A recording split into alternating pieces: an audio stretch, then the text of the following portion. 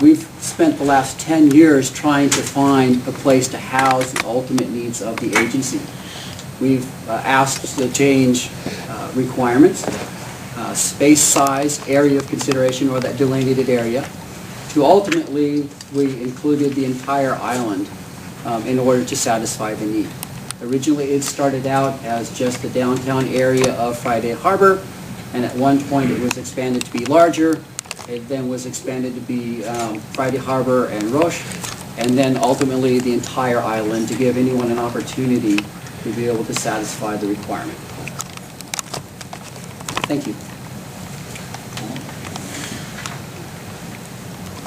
Good morning, my name is Arthur Beard again. I'm with the Office of Administration.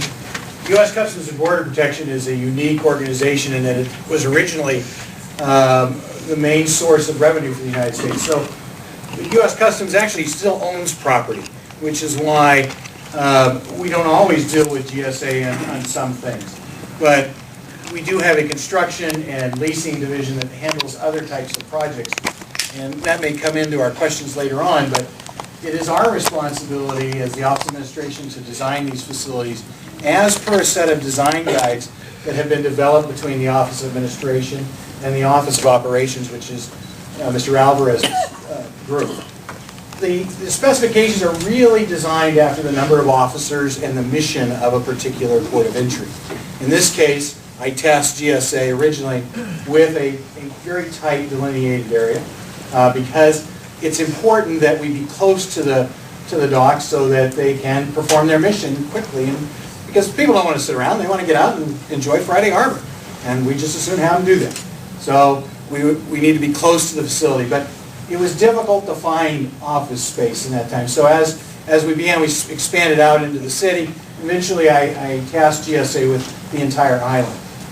There are issues that come up with that from an operations perspective. We feel very fortunate that the facilities that we had were all good, close-in facilities, and so we're very comfortable with that. So now we're at a phase where we design these offices. Now I've been the project manager up here for 5 years.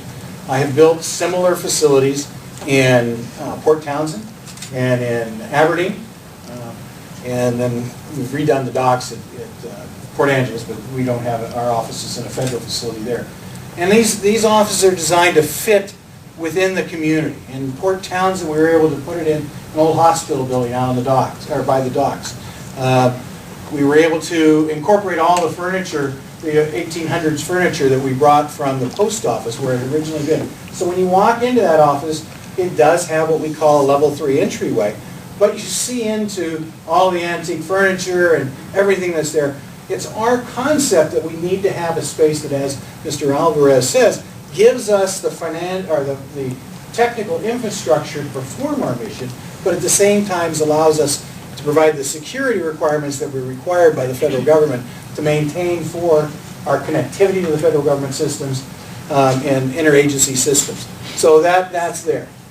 A detention facility is in this. It's a small room. It is a minor tent that Mr. Alvarez will address later. It's not designed for any long-term holding or anything like that at all. It is simply in case of an emergency that we need to put somebody in detention.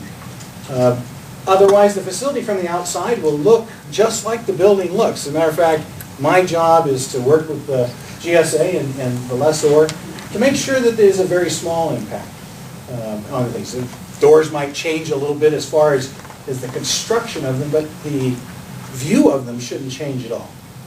So I'll be here to answer in-depth facility questions. I thank you for taking the time, but again, our job is to make this facility fit into your community so that it is unobtrusive and can perform its mission, and Friday Harbor can continue to go on as it's been going on. Thank you. You good, or yeah, we're ready for you. So if I know there's, can I get a quick show of hands of how many people have questions in the audience? Okay, I think to make this orderly, that if we can start in the group and then kind of go row to row back to the end. And I want to ask 2 quick questions first, and then we'll move through that. My first question is, what is the number of officers that are currently stationed on San Juan, and will that change? So will there be an increase, a net increase of officers here? And the second thing is I'd like a description of the signage that would be addressing the entrance into the facility. Those are my two questions. Current staffing, a total of 7, that includes the port director, and the staffing, the permanent staffing doesn't change. We do bring in additional staff during the summer because we've got almost most of the process at Friday Roast Harbor, and they come in on a what we call a TDY, or temporary assignment basis, and that staffing scheme will remain the same. Signage? Signage, and I'm glad the community meeting's here, this is always a big issue, what kind of signage do we put? At this point in time, my concept for the signage is really just going to be on the front doors. Gordon and I have not discussed what signage would be on the outside of the building at all, although I don't know off the top of my head if there's a good place for signage and that it would fit within the community. But our signs will be, at this time, only on the doors, on the corner. Maybe a small window sign if we decide that, but I'm open to suggestions from the public on what they would like to see or not see on the building. So this will be a perfect time to get that out. Okay, great. With that, we'll start questioning. We'll start over there. If you could please announce your name, and I'm going to, 3 minutes for everyone, and when there's 30 seconds left, I'm going to hold up this 30 seconds. I have fond memories as to my election. Legal women voters? Appropriate that you're the... Yes, the last moderator. My name is Gay Wilmerding. I live in Friday Harbor. I row every day around Brown Island. I have a lot of experience with the customs people, and I actually think they do a good job. I have 2 questions. One regards, did you consider life cycle costing with austerity budgets, cutting Head Start at the federal level, and many other things, one said hungry? It's 30% more expensive to live in the islands, and I want to know whether and why you didn't consider locating expansion on the mainland. The second question I have is regarding vaginal and rectal searches. Will you be using local health facilities like Island Peace Health or San Juan Health Spring? Thank you.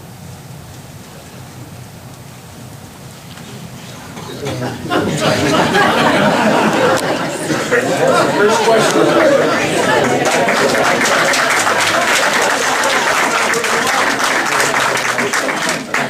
We'll address the life cycle. Life cycle planning was addressed. As a matter of fact, we're very concerned about our stewardship of community funds. And it is projected that this is a 20-year, could be as long as a 20-year, I think we have a 10-year lease. But we have considered that. We have the facility, and part of the design of the facility is to enhance those officers that can live on the mainland and not here on the islands. Being able to bring those folks in, but have the space to work. So there's no living quarters in the port office, but there will be the space for those officers to work. So obviously, if they need to process 9,000, 8,000 boats within a 90, 120-day period, we're going to need the workspace with the computer connectivity. So the facility is designed for that. And it is designed to not increase our costs here on the island, per se. So from a facility perspective, very big issue with us. So do you pay the people who commute? Because our ferry system is somewhat difficult, and FedEx, for instance, had to spend the night on island the week that the blackout started. And I have to thank you, ma'am, because your question is one of the reasons the facility is the size it is, because of the for the unpredictability, if you will, of the ferry system. In case of an event in Friday Harbor, we need to be able to react with the resource there. I need to be able to provide the facility that these folks on the ground will be able to use for the long enough period of time for officers to come from the mainland, should that be necessary. Which is the primary reason for a detention, one small detention in the building, is that it gives us time. Because you're absolutely right. It is a huge cost for us and everyone else to commute back and forth. We all do it. And so we're trying to take that into consideration. So thank you for that. That's an excellent point. But you didn't answer if you looked on the mainland. She asked if you consider the costs compared to the mainland, and I don't. Oh, I'm sorry. Let Okay. me address that issue. Is that if I build a facility on the mainland, then everybody's there. If you're having trouble with the ferry system back and forth, how do I get them here? The resources we need here. So operations asked to be able to have the facilities here because it is an isolated island. What about the airport And boats. and boats? Have you done it all the way up until now? Okay. Hold on a second. Five questions here. Let's finish the second question. Yeah, so let's, Okay, so we'll finish. so with We'll come to respect, that. the first point of arrival from foreign is Friday Harbor. And so we don't just need officers to be here to clear a boat, for example. There are other aspects of the operation that have to happen. Does it, essentially, we maintain the port of entry at Friday Harbor. That's a decision that's made at the national level. It isn't a decision made locally. Same kinds of questions we did with Point Roberts. Right? We do have a port of entry here. It's a high-volume port of entry. We maintain the facility to include everything that would include, we got a fugitive. Do we have to process somebody? What kind of service do we provide in the port office besides, vessel arrival? And they can speak to the other things that we do in the office as well. If we detain somebody Can you for, speak up, please? if we detain somebody for a search or seizure, and that CBP policy relative to what kind of medical facility do we have in Friday Harbor, and is it adequate? I would ask the local port director, if the medical facility is adequate. I have not received that call to detain somebody for a monitored bowel movement or a cavity search in Friday Harbor. I've been here 5 years. I suspect we can determine pretty easily with people in the room whether or not the medical facility is adequate or whether or not that person would have to be transported to Bellingham. For all of my other ports west of the Cascades, we transport, when we do have those cases, and we do, they get transported to St. Joseph Hospital in Bellingham, and we conduct the medical exam there. Do you know? Tom? I don't. I know they have a new hospital on the island here now, that I would assume. I suspect for legal concerns as well, we probably, like every case is unique, but I would think we're transporting that individual to Bellingham. Because there's lots of other things that are happening on the legal side. It's not just the medical exam that's happening when we detain somebody for that purpose. Can I ask one quick clarification here? And I want to make sure I'm understanding this. Your operations, you're not planning to change, you're just getting more workspace in the community. So you're not increasing unless a lot of vessel traffic increases. That's correct. And that's, the intent is not Right. to add more staff than what you already have, it's just to have a bigger workspace. Is that correct? Correct. So, just to clarify on that, so we have 7 officers that live and work here in the community, and they're already part of your community. Their children go to school, their wives, husbands work in the community.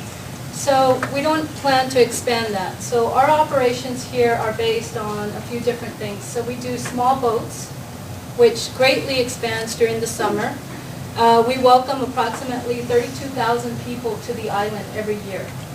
And that's by aircraft, by small boat, by commercial vessel. We also inspect commercial vessels here, so we also process goods that come into the country. So a lot of that, what we do here is service-based. We provide a service, not only to the island, but to onward ports once they make their initial entry here. So we bring in, there's a lot of tourists that come in, and not only do we do physical inspections, what we mean is face-to-face inspections here with the 7 officers, or 9 officers, or 10 officers in the summer that we increase to. We also have, the reason I'm here is because Bellingham also takes numerous calls. We do about 9,000 to 12,000 calls a year for small vessels. So a lot of the vessels report not only to Friday Harbor, but they also report to like Orcas Island and a lot of the different smaller islands. So we, as Ms. APD Alvarez has stated, we've gone to these internet-based processing, or not processing, it's more of an arrival system. And we also do a lot of the small boat arrivals, so we do it telephonically. One of the things that we're not able to offer as much here that we do in Bellingham is that a lot of the small boat community has, they can apply for Nexus cards, they may also apply for I-68 cards, and we don't have that processing facility here. In fact, as the port director there in Bellingham, I received, quite a few complaints and everything based on, I had to wait outside in the rain, I wasn't able to come in the office because it wasn't big enough here at Friday Harbor. So that's kind of the image that we're trying to get away from here, is we want to be able to offer all the services that are available to everybody, not only on, in the mainland, and then offer that here as well. So hopefully that explains some of the stuff that we do and how many people we have here. So are your doors open for somebody to just walk in? Yes, ma'am. At Bellingham, we provide, Here. yes, there is a small, they do have a small little entry, and it is open, and we do have people that come off the street. We also do outreach programs to a lot of the yacht clubs and everything to encourage small boating. And in whatever facility we move into, doors are open for the Right. public to walk in. Exactly, so there will be a lobby area. That's what we're really excited about, is having a bigger lobby area so people could actually come in and sit down. We can provide pamphlets, information for our people that come in on the bigger ships. A lot of times we get the shipping agents that come in and they need to sign off paperwork and stuff, so they need to be able to have a good space to be able to do that. Do you plan to be able to process Nexus and I-68 here in the new facility? I don't know about Nexus as far, I know We we're need to kind of- hold questions, or no Okay. one's gonna, I don't want to be rude, but we have a lot of people who want Yes. questions, so if we can keep following around, we gotta keep Just some order. popped in. Okay. So, sir, please. Hello, my name is Michael Adams. I live here, business owner. I was kind of curious, I think everybody in this room feels the same way about this, is we understand your mission, and we appreciate that, and it's mostly the location. It's in the center of our small community that's tourist-driven, and it's the perception. And I guess that there's a possibility of mission creep, which we all have seen happen in various places around the country. Instances where tourists are taking photographs or something, and things escalate for whatever reasons. There's a lot of circumstances that are potential hazards that you don't know what will happen. That's one thing. I'm wondering if the Port of Friday Harbor was queried and how that result was about, establishing an office down there. I know it was talked about for many years up above or down below the American Legion. And I don't know why that got pushed by the wayside. And the last part of my questioning would be about parking. What's your intention of dealing with parking? It's always at a premium here in Friday Harbor. We're always looking, and in the summer, there's so many people around that corner in that area that, how will you address that? Thank you. All right, let's see if I can keep these in order. There will be no, they can photograph any angle of the building they want at any time.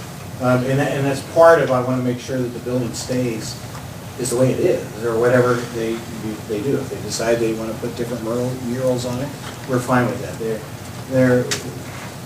Nobody's going to be watching anyone from the outside of the building, on the outside of the building. So people take pictures of the building, more power to it, they have fond memories. It's not an issue. It's just abstract. Yeah, right, correct. As far as, let's see, the next part of your question was, the building being photographed. Well, about the Parking. Parking. Yes. Parking in the Port of Friday Harbor. You're- How that played out. And we'll, Mission Creep, I'll leave Director Alvarez, but, and the rest of the staff.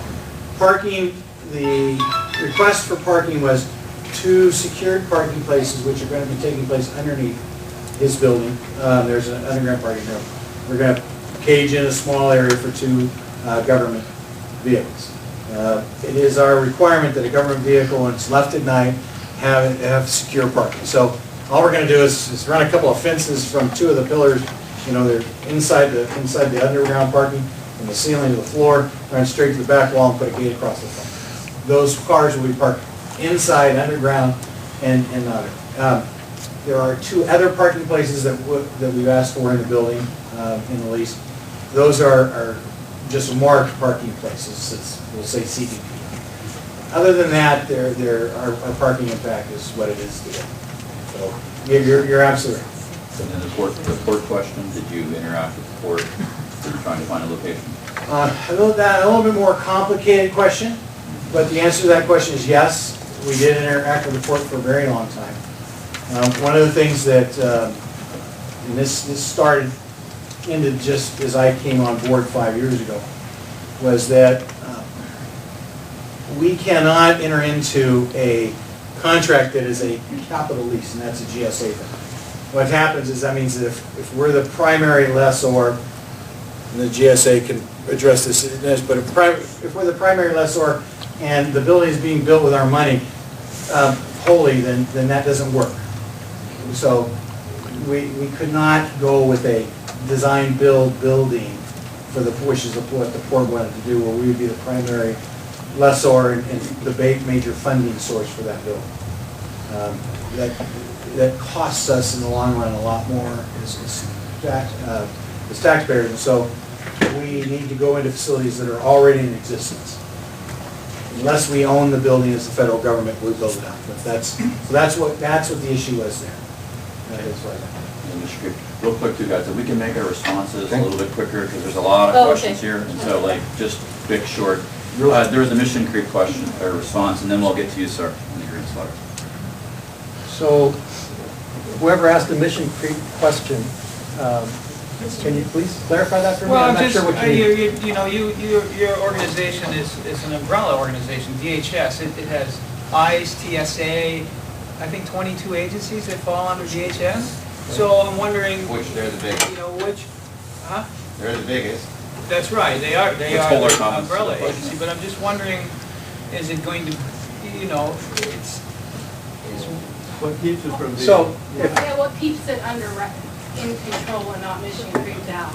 yeah, I mean, we're all concerned about, we have a nice Mexican-American community that lives here, and you read in the news crazy things about harassments, and you're just wondering how that'll play out. We're a small community, So I everybody think, here knows if I can, everybody. I think I understand the nature of your question then. So for DHS, CBP is one agency. The Coast Guard is the biggest. And within CBP even, you've got Office of Field Operations, which is a combination of what was customs, immigration, and some portion of agriculture. Border Patrol is a separate component. We're in blue, they're not at the ports of entry. That's not their mandate. And we've got Office of Air and Marine. So for a new office that we work out of, ICE isn't in the building in any way that they wouldn't work with us today. If we were working on a particular case or operation, whatever protocols exist today between us and our other federal, state law enforcement partners, none of that changes. So it's CBP, blue uniforms in the building, doing the work we do today in Friday Harbor. Border Patrol isn't working in the building. Suspected we had, I don't know if you ever see them here or not, to be honest with you. Office of Air Marine, sometimes you'll see them in our building because they'll be working out on the water and they'll come in and talk to us, or we might be working something jointly. Sure. But steady state is what it is. Yes, sir. I have a couple of questions, and they're simple questions. Can I get a name first, sir, please? Oh, my name is Steve Rockstra. I live here in Freddie. Great, thank you. Thank you. When you bring agents into Friday Harbor, are they screened for PTSD? That's my first question. And while rowing in Friday Harbor, I was pulled over by the Royal Canadian Mounted Police. Should I expect that to happen again? So for your first question, CBP employees are federal employees just like anybody working for any other agency. So if somebody has a pre-existing medical condition, when they're hired on with the agency or however they have to manage that, It's no different for us than anybody else. If they're wearing the uniform and they're on full duty, then if they have that medical condition, they've addressed it with their physician, and they can perform the full range of functions. I have staff that has PTSD, many returning vets, and manage it however they manage it with their medical physician. If it's not managed appropriately, then they're not on full duty. Can't talk about anybody's individual case, but specifically, are we going to screen somebody that's coming here? Their work in their primary functions, that's already been addressed. With the RCMP question, I would, if you got, as part of the President and Prime Minister's Beyond the Border plan, there is this shipwriter initiative that the U.S. has entered into with Canada. And so right now, the Coast Guard and RCMP do have these joint, maritime missions they work. Last public meeting I was in with my counterparts in Canada a couple of weeks ago, shipwriter's still an ongoing initiative. And so it's not our initiative. CBP Field Operations isn't involved, so I can't tell you what the next stage of shipwriter is or isn't going to be. But I can tell you it is ongoing. I think at this point, if you have a shipwriter-specific question on the U.S. side, you got to contact the Coast Guard, because they're the U.S. entity that's directly involved with it at this time. Thank you for that. I want you to know that both of my questions are from experience. The experience with your officer with PTSD was really scary. The experience with the RCMP stopping a rowboat in Friday Harbor was unbelievable. Thank you. What I will say, though, is for the experiences with CBP staff at any port of entry, in my area of responsibility, we process over 15 million people a year. A lot of people in different environments, and the officers overwhelmingly do a really great job. We don't always do everything perfect, and sometimes we have our own issues. We get the complaint, there is a redress, and we can talk about redress again, later or in the hallway. Number of ways to get a complaint, a valid concern or complaint to the agency to look at. And when we look and we find matters of issues of unprofessionalism, unprofessional conduct, we address them. And I get 15 million people a year. I get these kinds of complaints, all of us, in our different ports. I assure you I get them every week. Right? People know how to complain. They also know how to send in compliments. I get a fair number of those. But if the other concern, if you have that kind of experience, we certainly need to look into it. And we'll do that. And if you don't, if you want to talk later about who would you call and how do you get this to us, I'll give you 3 options. Thank you for that. Great. Real quick, if everyone could turn off their cell phones, that would be great. I'm going to start in the front row again. Who has the first question? My name is Cynthia Olson, and I live here on the island. And when you were addressing the answer to the mission question, I noticed you didn't say anything about Homeland Security, which is what nobody wants to hear. And I was wondering, are there any Homeland Security people? We're Department of Homeland Security. We are Department. I understand the umbrella thing and the way the government works, but are there any people who are Homeland Security officers here, or are they going to be here? All of us working at the Port of Entry are. Tom, can you speak to other federal entities? You have the Park Service be the only other federal entity on the island. Okay, the other part of my question is the sign or signs that you may have or may not have, what will they say? Port office, Friday Harbor. I mean, is it similar to what's at the existing location? Right, and basically they say U.S. Customs Border Protection, Friday Harbor Port Office. That's all it said. That's, Yeah. Good question. I'm Steve Worley. I'm a reporter for the Journal of the San Juans. I have a couple of questions. Will people have to walk from the port up to the office at Spring Street and First to get checked in?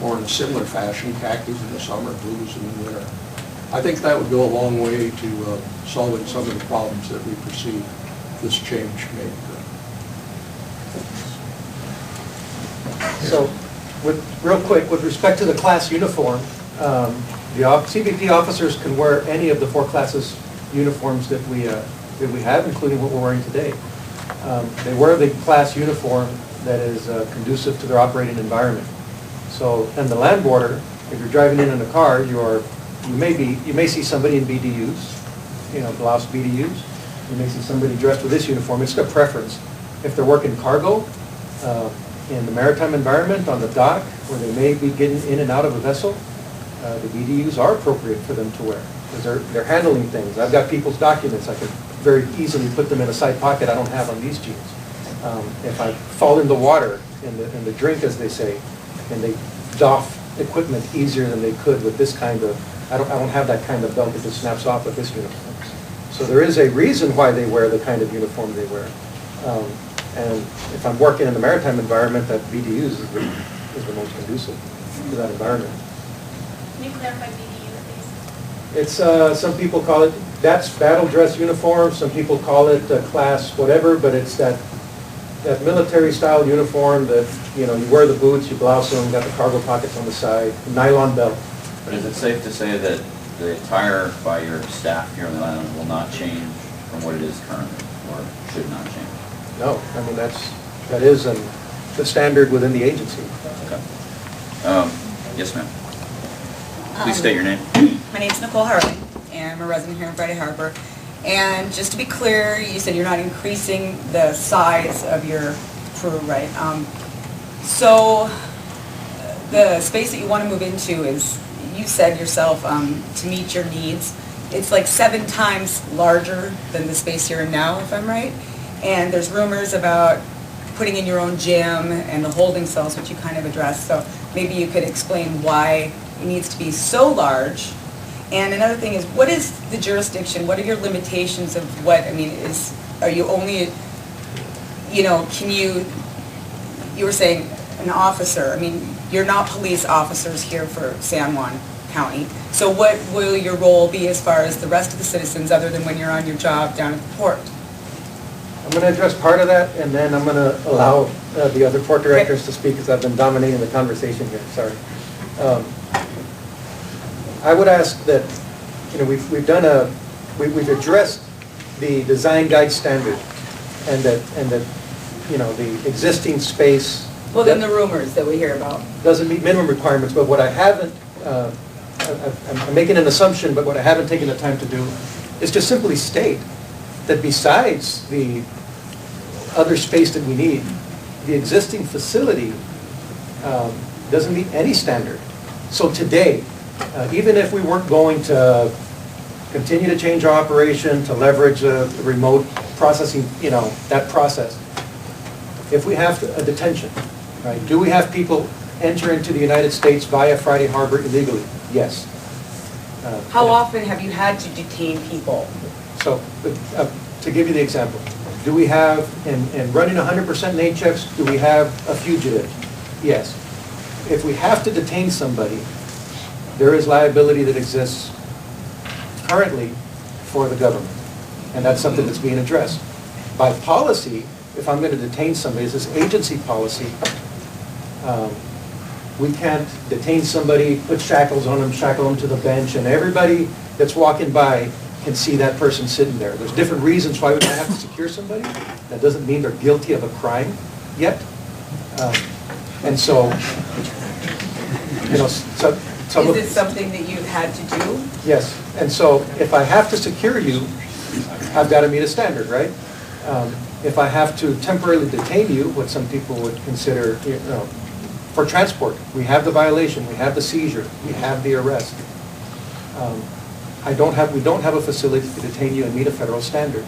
If there is an accident, I used a force issue, somebody's non-compliant, I couldn't secure you properly, now an officer uses a level of force that they wouldn't otherwise have to use. Now we're open to liability. And there's all kinds of suits and those kinds of concerns that exist. What does a detention room mean? Well, It's a space where I can put you in there. You can't attack the officer doesn't have to put extra restraints on you. You're secure until we can complete the Well, how did process. you handle those situations before this? As best we can. Well, I Right? mean, And would- so, if do I- you do were I- to do I- detain me right now, how would you detain me? So your limited options, you're in the old office where I've got to keep a number of people watching you, more than one, or I can take somebody and detain them in a vehicle.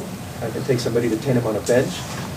And so that means that. Well, you could, but how have you up until now? So that's the answer to the question. That's what they're doing. Okay. So that's the answer to the question. Part of what we're addressing with the new building is to eliminate some of these existing vulnerabilities. If I may, I just had one quick thing. So one of the other things, not only the safe detention of an individual, we also, at the federal level, have to offer certain things. So he has to, the individual would have to be able to drink water, use the restroom, and be able to have a space where they could sit for a while. Right now, we have shared restrooms. We don't have that privacy to be able to offer this kind of service to the person, or to make sure that their well-being is looked after. And in relation to the office, if anybody's ever been in there, or if you haven't, the conditions there are not adequate at all. As far as, I mean, we have to be able to offer our officers men's and women restrooms. This is, just bringing them up to the new century here, but having individual restrooms, having places to store extra jacket, I mean, just even the basic, simple things they don't have right now at their current location. They're having to put things in cars and that kind of stuff. We need to move on. So Okay. next question. Wait, I'd like you to, your jurisdiction, what your roles will be here. So that won't change. So what we do is we inspect boats and commercial goods coming into the United States.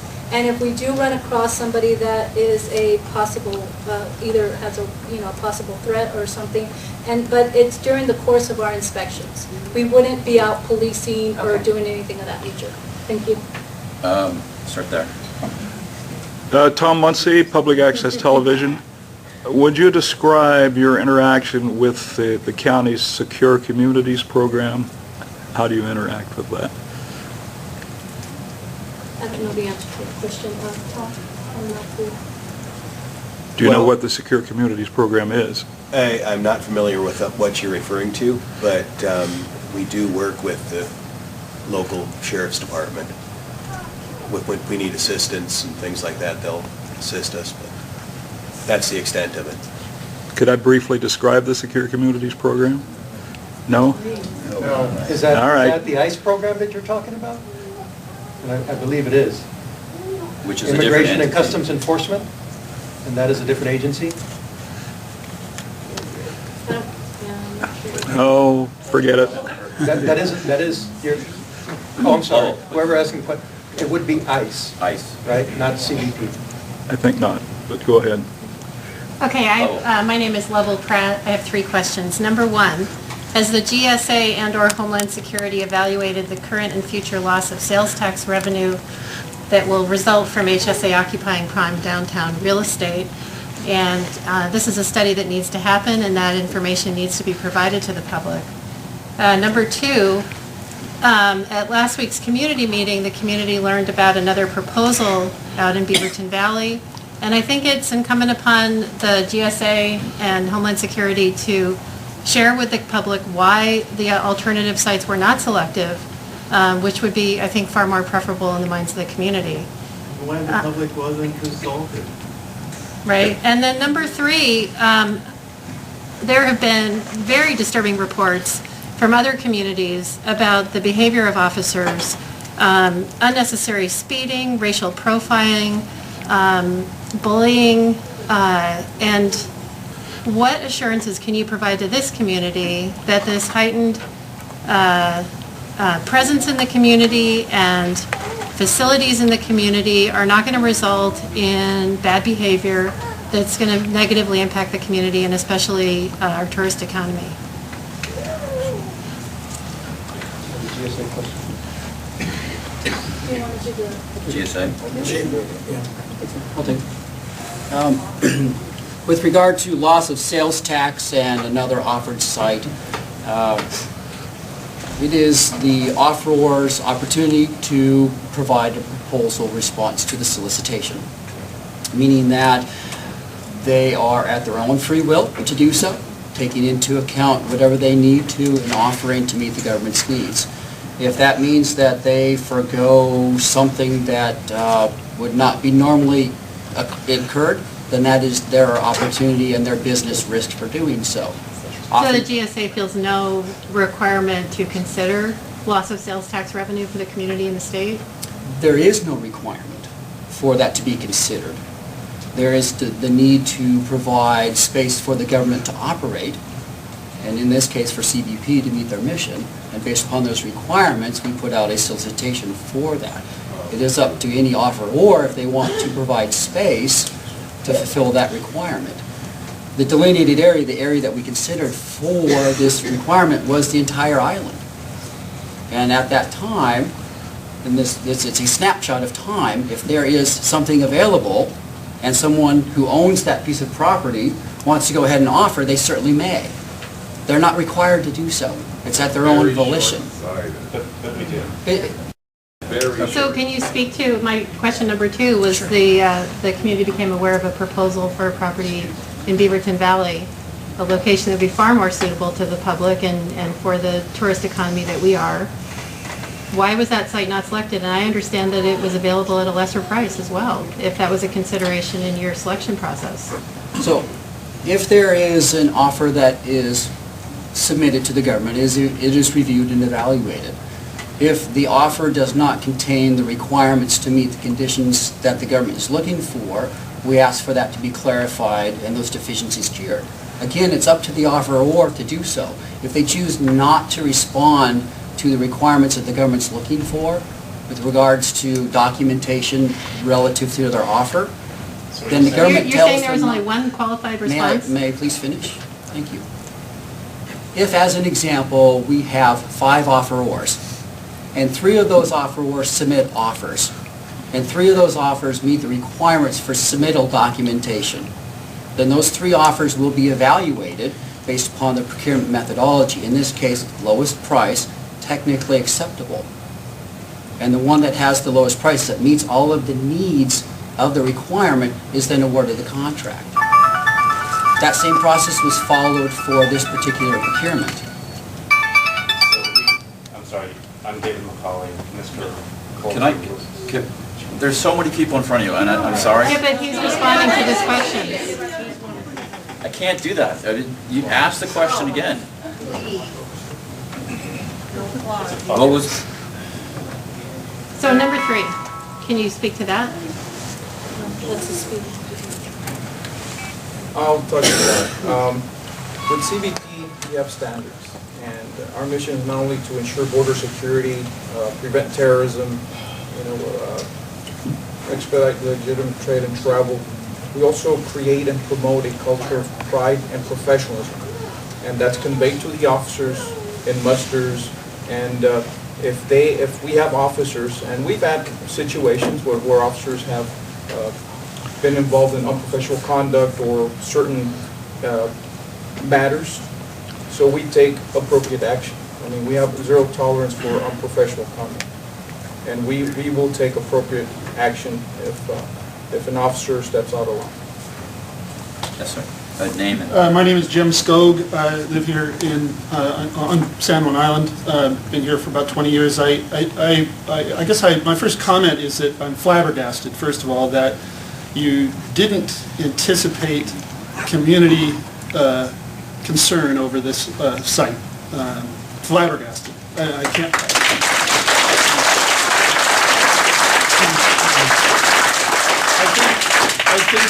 I think that this is our downtown retail core. We are a seasonal community that thrives on seasonal tourism and other lesser industries, so to speak. Unless there was some reason for a large Homeland Security presence in the retail core of Friday Harbor, why did you choose that site as opposed to the Beaverton Valley site, considering the fact that you still have a shack down on the dock, You still have a presence at Roche Harbor. Your criteria included the entire island, so your notion of it being a mile out of town was not appropriate. I say, I'm sorry, I'm going to call that one right there. I never indicated it was inappropriate, sir. You implied that. You can. Can you give us, as a community, valid reason as to why the alternate sites or site were not chosen over this particular downtown retail core site? Unfortunately, I'm not able to do so. There are preclusions by regulation in which I cannot divulge for the protection of all offerors. Why are we As here? to why? Why are we here? We're not getting an answer from you. This is the big question. Why? Why there? You guys work for us.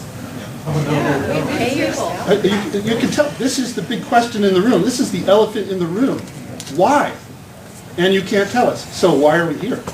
The site was offered by an offeror, a person who had the wherewithal and the ability to meet the requirements of what the government was asking for in the solicitation. Were the technical insufficiencies, as you may call them, of the alternate site on Beaverton Valley Road so overwhelmingly against your consideration of that, I don't understand the decision-making process, and nobody in this room does. It doesn't make sense that you're in the downtown retail core of this town unless there is some sort of a mandate for a large Homeland Security presence in this town. After identifying where sites could be located, in what we call an area of consideration or a delineated area, then we seek out those opportunities for sites to meet the need. There is more than just a space size. There's issues with accessibility, seismic standard, Energy Star. We aren't. Sorry, it's not going to fly. So, you don't take us in consideration, or what? We're the community and we're asking you not to be there. We're really offended. May I please respond? So part of the way that we can procure, there are two ways. There's lowest price technically acceptable, and there's another one called source selection. And source selection is an evaluation of other considerations and was not a specific methodology chosen for this procurement. The reality is that the procurement methodology that was selected was performed. It was performed correctly, and we ended up with a lease in an area where we did. That's all we're going to get? I don't have any other information I can divulge to you based upon that decision-making process. It should be reversed. Is there a process for that? We're going to keep going. Hold that question. Sorry. Yes, ma'am. Hi, hello, my name is Juniper Moss. I'm a lifelong islander, a small inn owner on San Juan Island. Thanks for giving me a moment, and I hope you will hear my genuine concerns and insight about your potential relocation to the downtown core. So just kind of carrying on with what he was talking about, and I also have to say this is like a perfect example of how small town politics suck, because I'm sitting across from Tom, a gentleman I know completely outside of both of our jobs, to be a really nice person and asset to his community. This actual property, your lessor, your landlord describes on his website for his vacation rentals located next to the chosen location as the heart of Friday Harbor on San Juan Island, and states that in 2004 they opened the doors to a new beautiful future of our town. In 2005 we received the town's Partnership and Preservation Award for Outstanding Achievement in Historically Compatible New Construction for the Friday Harbor Center project. So this is, this is like the coveted core of downtown. So clearly, and a lot of thought and care was put into this building as is the heart of town. Preserving historic charm and quality was paramount to this location. I'm here to ask you to please, please, pretty please, consider another location that would serve you better for a long-term location and to preserve this very important seaside charm that draws guests to our island that depend on tourism to have a thriving economy. I'm requesting that you please reconsider working with the Port of Friday Harbor to find a permanent location that is close to the main port docks and gives you a federal security agency a little more privacy and control of your environment as well. I feel as though we may be caught in the middle of two government agencies butting heads, and people who live here suffer from the inability to come to an agreement. Please revisit those plans for building a location below the Legion directly at the top of the main port dock. Buy that property if you need to. It seems as if funds are unlimited.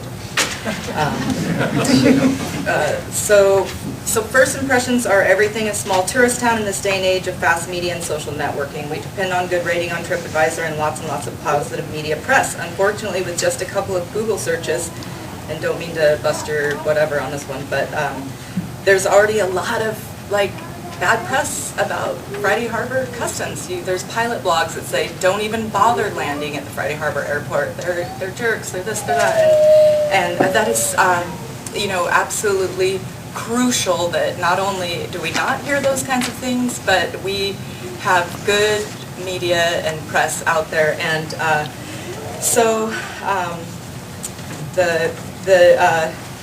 unfortunately, with just a couple of Google searches found that, sorry. So this is very concerning for me, as your office will essentially be the face of our small town. Will you have a greeter at the door who's kind to the innocent, uninformed tourist that walks into your office about 20 times a day and says, what time do the whales go by? Or when is the next ferry? Or how many people live on this island? Where should I stay tonight? As anyone who works in this town knows, you have to be prepared to answer the same questions over and over and over again. Can you guarantee that you will be kind to all those innocent people asking those questions? As a local, I can say I'm very proud of my small hometown and this way sustainable tourism has grown over the last 20 years or so. It has allowed so many of us to be able to stay here, raise our own families, and plan on making our lives here. As the next generation of island stewards, we beg you to reconsider this location, as 10 years is a long commitment and the potential to be labeled as a very unpleasant and unfriendly island to visit if you have to keep up your intimidating profile, which is part of your job, in order to get your job done.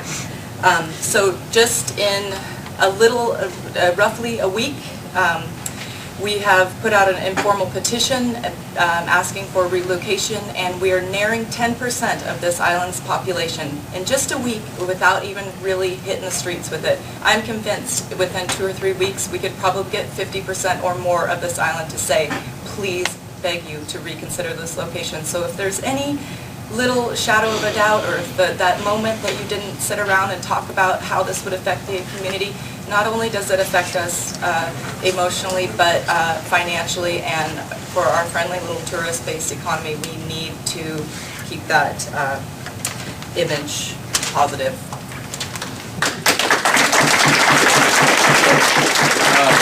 Real quick, statement, right? Not a specific question? Yeah, that was my statement, and everybody else can. Okay, thank you. Yes. My name's Michelle Loftus, and I live here in San Juan Island.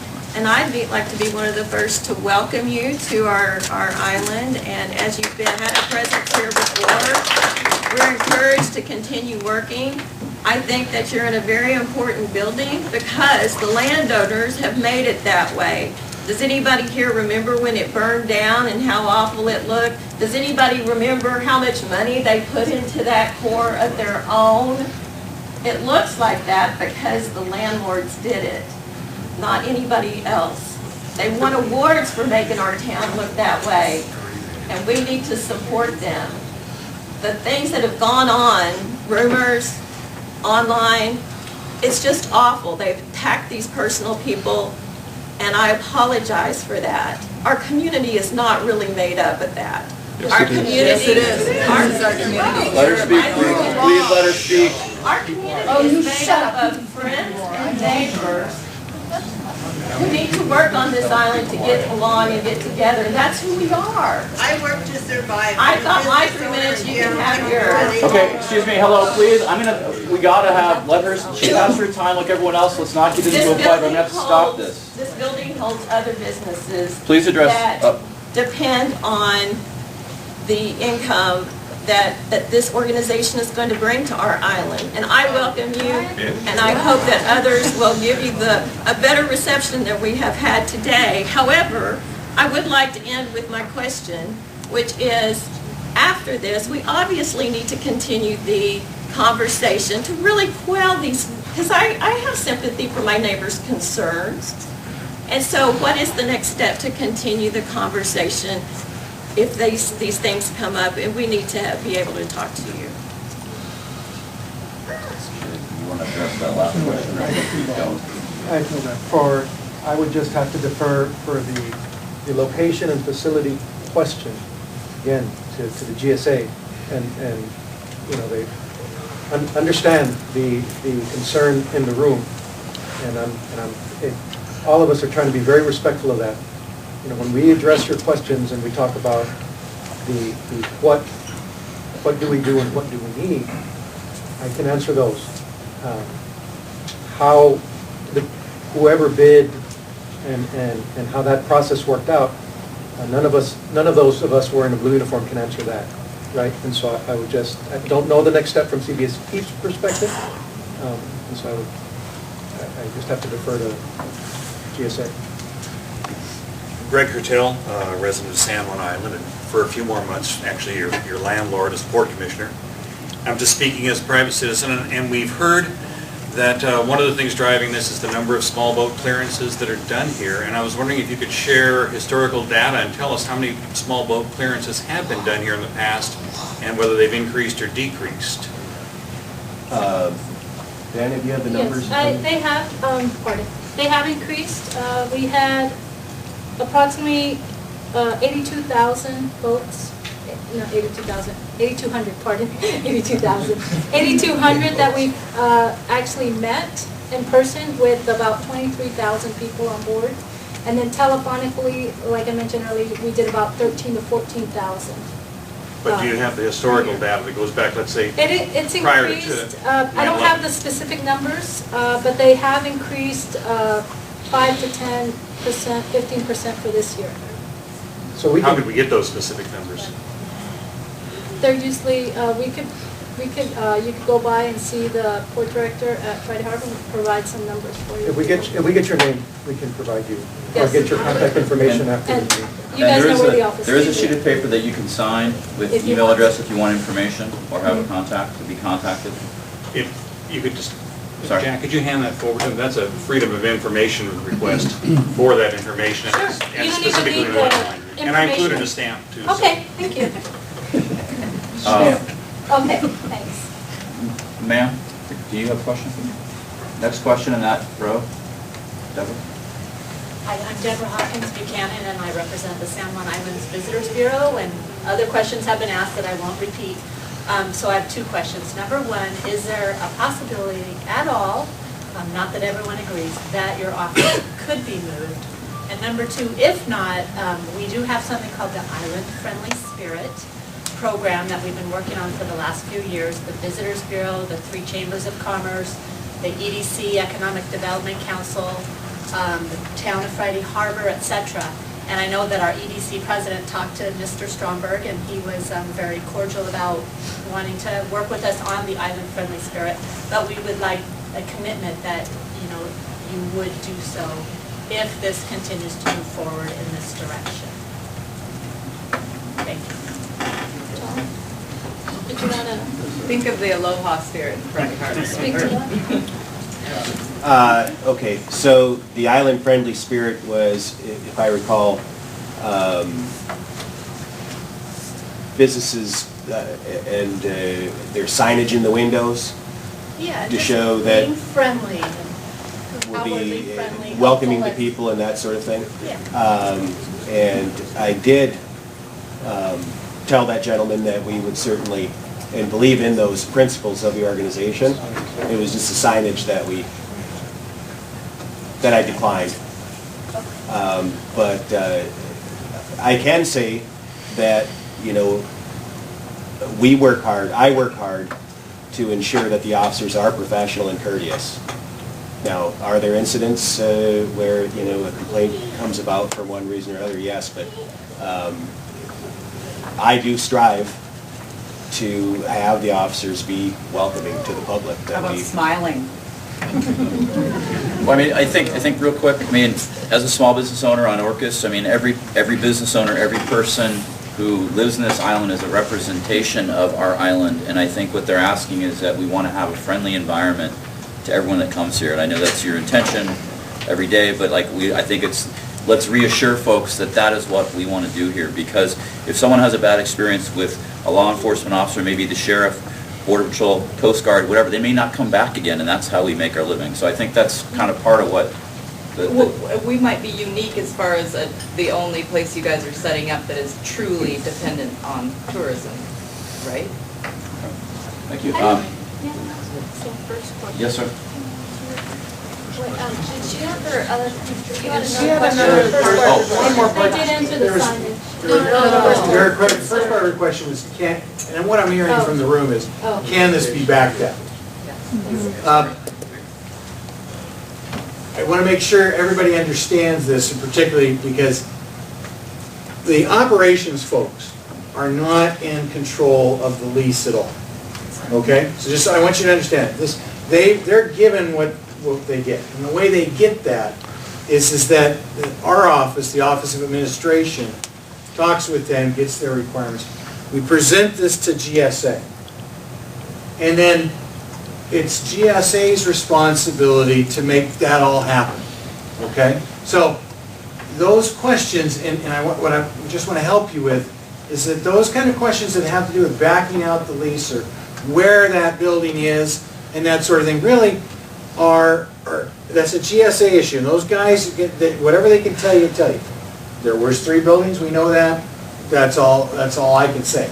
Don't know the process, and I am their representative, and I know they don't know the process. So I'm sure that this is going to be taken back and thought about and that sort of thing.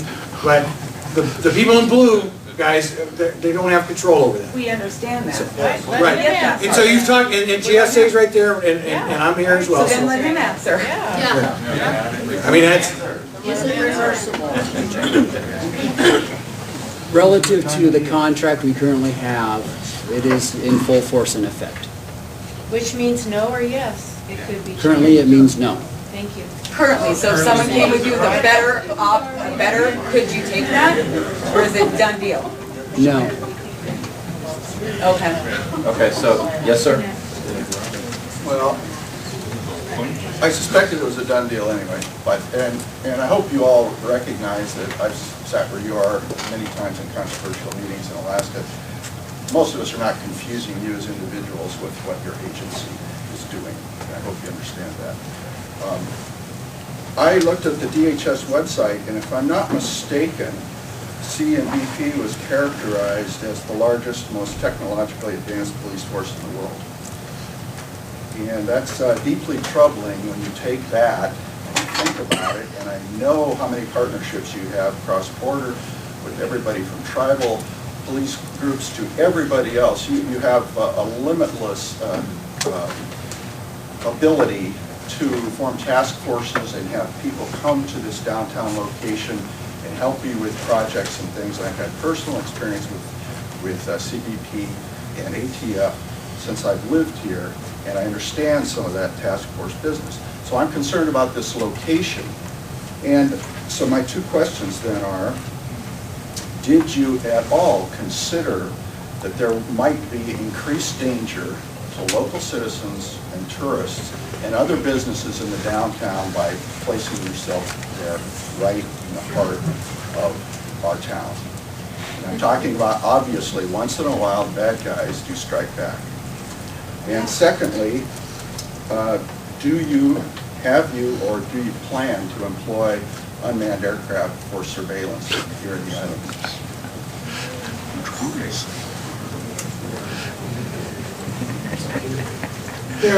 There are 2 things, in 2 parts of your question. And the first is that actually there were conversations about when we discovered when the lease was signed and we found out what building it was, because we didn't know until the lease was already signed.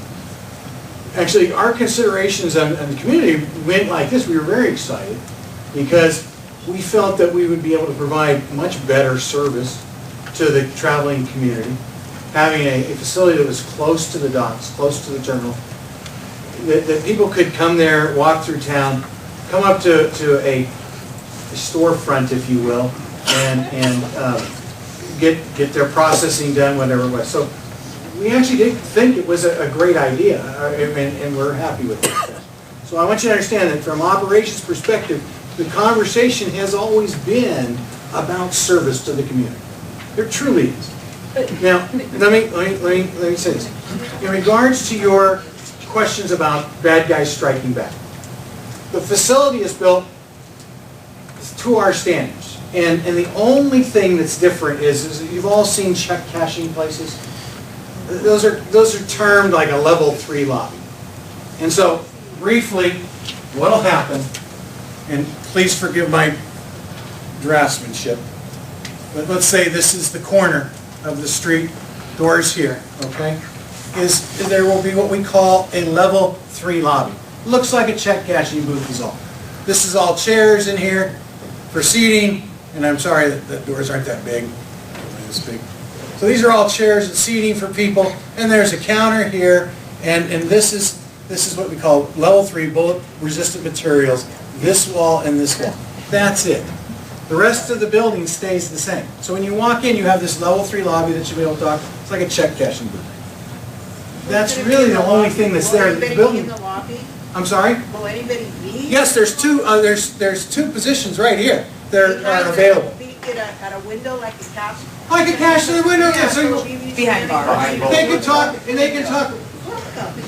Flags of glass. And I understand that, but you have to, businesses protect themselves all the time. Check cashing businesses worry. Not here. We don't lock our doors. That's the first thing you see when you walk in is the bulletproof glass. Yeah. Could you please address whether it came up at all about the endangerment to citizens and by locating directly in the heart of town, with the remote possibility that there could be bad guys retaliating? And they don't retaliate. It happens every day all over the world. You guys know it better than I do. No more than the discussions are said about the potential at the airport, the potential at the docks. Always these are high priority concerns. Okay. And the question about drones, employing unmanned surveillance. Yeah, we don't, I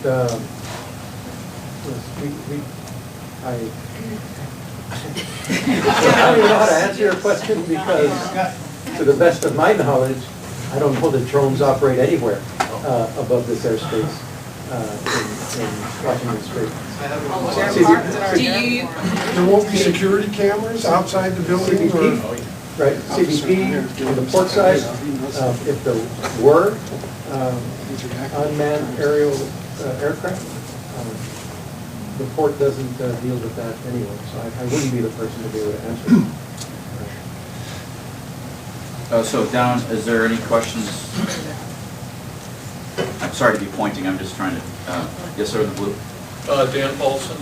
We own a commercial building here. We've voted here for over 30 years.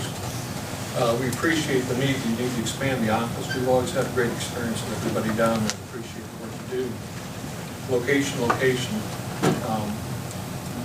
This building seems to need to be at the port. I designed commercial buildings. I was involved in the early days of the development of the EMS system here on the island. And if you're talking about budgets and your budget needs, et cetera, and if you're talking about accessibility, that place has to be the most inaccessible place in the county. You know, that's the biggest traffic, bottleneck, all year long. So accessibility doesn't work in that area. And I don't know if you've truly considered that. I support Lovell's, as a business owner in town, the fact that we're losing revenue. I don't know if that's your concern or not, but we of our community are going to make that up. And we're going to lose, maybe the businesses around are going to lose some revenues because of that. Did you address this? Are you concerned with that? And are you truly concerned with accessibility in that particular location? From a procurement standpoint, what you're talking about is ingress and egress from the facility. Right. And the offeror was able to demonstrate that they could meet the requirement for parking. In order to meet the requirement for parking, they have to be able to abide by local jurisdiction for ingress and egress. If they are meeting that requirement, then the government does not have an issue with that. Considering what your topic is relative to sales tax, there is rent being paid for the space that's being leased. And I completely understand about a loss of sales tax for retail sales in space. But that's also based upon the ability to make sales. And so part of that tax that would goes to the state, and then it goes into a general fund, and part of that revenue would then hopefully matriculate its way back down to the island.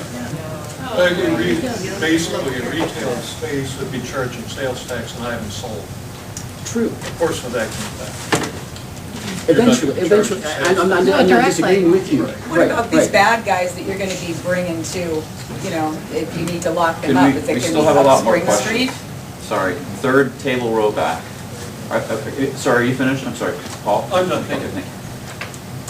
Yes, Bit of ma'am. a broad question, but I never worked for the feds, but I worked for the state of Washington, for the city of Seattle, and for the county, managing projects. And there's no way in hell we would have gotten one foot in the door without doing tremendous community research, holding meetings. We had a whole legal process to go through before we could do anything. Do you guys not have to be accountable in any way for what you do? Can I ask your name too, ma'am? Janet Thomas. Accountable to the community. Accountable legally. Do you have any legal things we have in the state of Washington? You've got to go through a bunch of legal things before you can do anything that impacts the community. Same with Seattle. Same here in San Juan County. There's procedural things that we have to go through before things get done. And is it the truth that you guys can just basically do whatever you want? Period. Is there a public process? There is, and possibly can be, a public process. It is not required.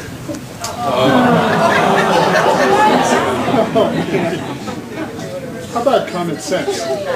All right, so. Relative to the nature of this procurement going on for nearly 10 years, I believe both CBP and GSA have been aware of public sentiment, and through the changes in not only CBP's requirements, that is how we're going to house them, as well as the amount of space that they need, and the numerous times we've gone out to the public trying to fulfill that requirement, this should not be an unknown quantity to the public. You said they wouldn't be living here. Yeah, we mean They housing. would be on the mainland.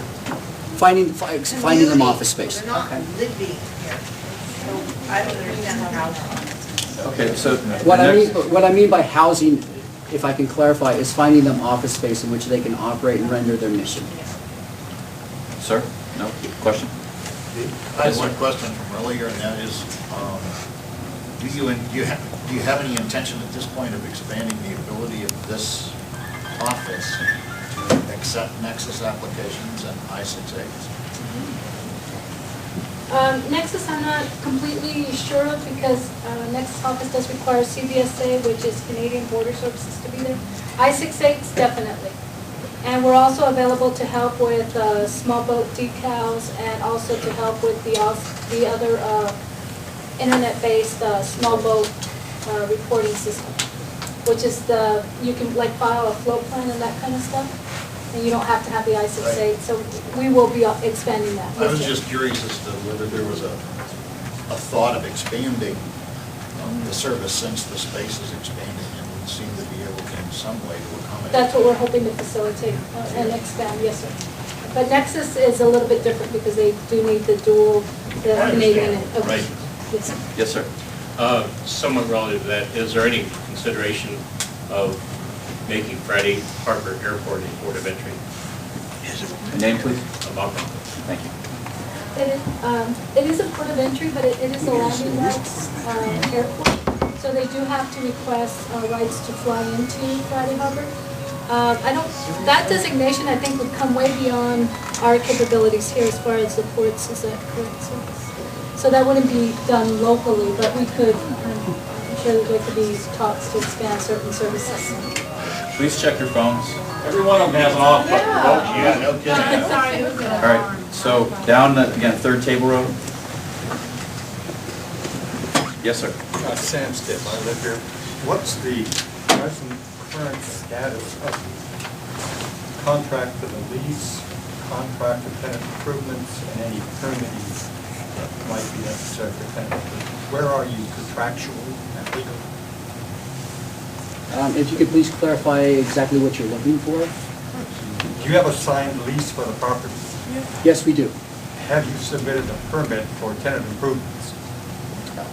Not to my knowledge. We are currently still developing. Have you made any cost commitments for that process? Cost commitments relative to. Tenant improvements in the building?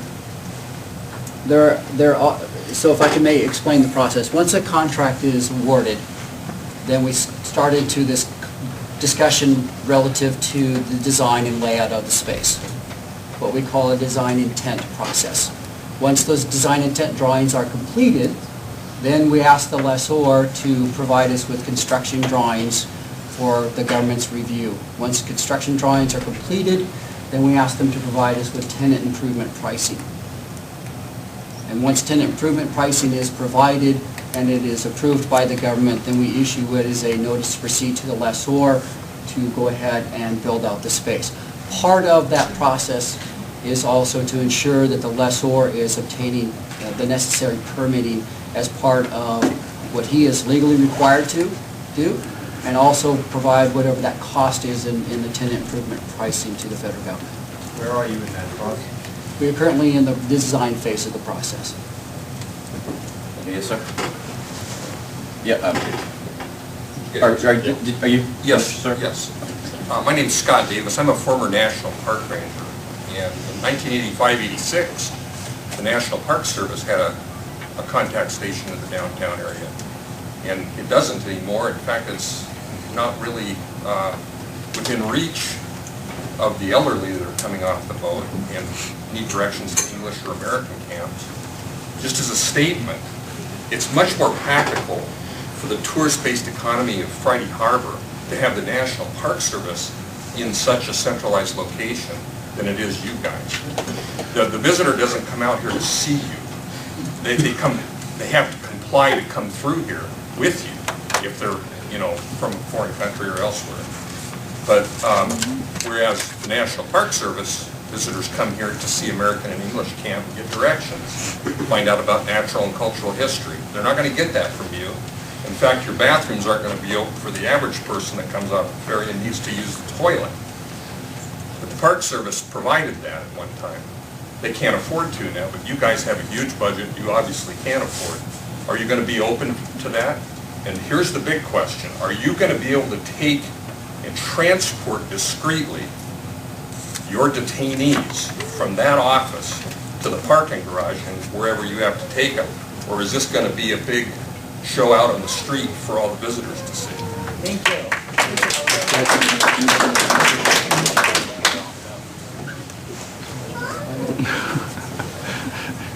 So, to answer your question regarding transport. Yeah. There is a need to do that. Most of the time, we deal with, criminal aliens, fugitives from justice, and everything else. And I understand that, we need to work together, right? Because we want to minimize any economical impact. So as far as optics, right, our best course of action is to transport this individual and, through the parking lot and be as discreet as possible. Is there currently an access from the upstairs to the parking garage? That you're going to be able to do From what I understand, there will be. There's 3 potential pathways into the building, yes, sir. One of those obviously is through the front door, but that's probably not going to be operations first choice. There's another door down that as the street slopes towards the water. There's another door down there that can be accessed quickly from the street. And then through the parking garage inside, they come up and that would come through the back or the other. But I don't know that operations and facilities actually together would be able to give you a firm answer on which one.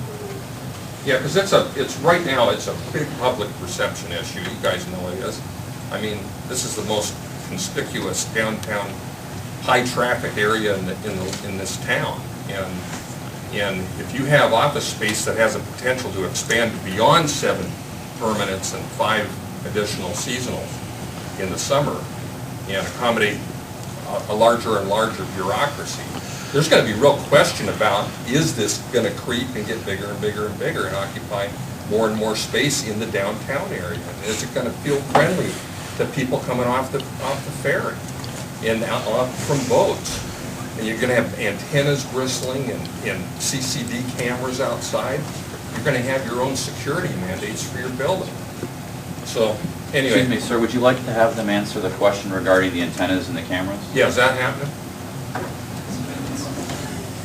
There will be no cameras with any view outside of the interior of our space. I will guarantee you that. Okay? There's no cameras on the outside, there's nothing. And I'll tell you exactly the camera views right now that there will be. Underneath the building, remember I talked to you about the parking places? There will be able to be a camera right here that is a fixed view on the 2 vehicles underneath the building. That is the only view it will have. It will not be able to be moved. It will not be able to be changed by any of the officers. Okay? It would take an act of my group to move this view. That is underneath the building, right on the 2 vehicles, and there's a whole cage door there, right there. So when the vehicles are there, there's a view. There is the only other view, the camera, there will be no view outside of this building at all. Nothing. So, what cameras that are in place? Down at the ferry that were installed last year. Oh. The people that installed them stayed in my overnight. Can you answer that? The cameras that are there, I don't know if those are our cameras. I think those might be Washington State Ferry. I don't think they're us. And then the third question was public access to restrooms, right? Yeah, you're liable to be inundated. There's no public restroom facilities at our court office. So, next. Hi, I'm David McCauley, and I own the space on Beaverton Valley Road that also applied for the contract. And we had a gentleman from California who specializes in pursuing these sorts of contracts, came and partnered with us for that building.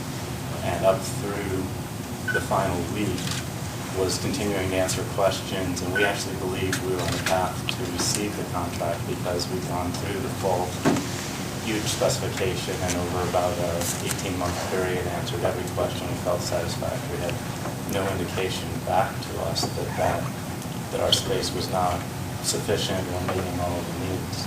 And what I've heard today is that one of 2 things happened. One was somehow prime real estate with way more building restrictions and cost of construction underbid us from a cost perspective, or from Mr. Alvarez that we were never in the running in the first place because our location was inadequate from an access standpoint.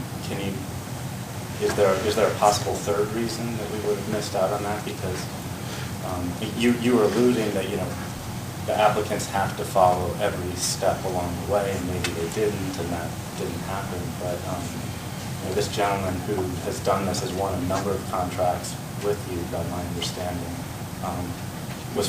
by his words, was flabbergasted when the contract didn't come our way in that last week, because we had followed up until the last possible moment, answering every single question we felt was satisfactory and had no indication that any aspect of our proposal was unsatisfactory.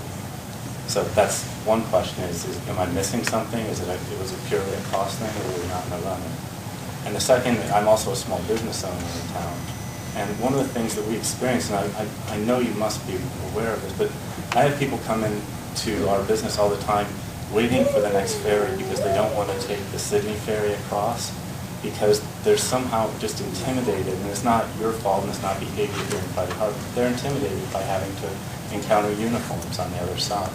right? Just the fact there's a culture right now that the Homeland Security, Customs and Border Protection uniform is not seen as welcome. It's not seen as friendly.